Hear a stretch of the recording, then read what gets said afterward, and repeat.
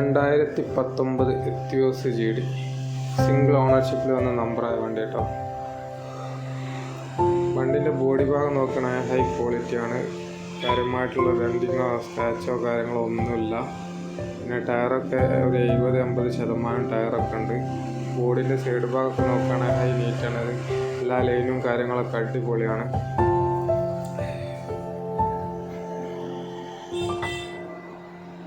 ബാക്കിലെ ടയർ ഭാഗമൊക്കെ നോക്കുകയാണെങ്കിൽ 70-80% ടയറും ഉണ്ട്. പിന്നെ ഡിക്കി ഭാഗം ബമ്പർ ഭാഗമൊക്കെ നോക്കുകയാണെങ്കിൽ എല്ലാം ഓക്കെയാണ്. വലിയ ഡെൻറ്റിങ്ങോ കാര്യങ്ങളൊന്നും എടുക്കാത്ത വണ്ടിയാണ്.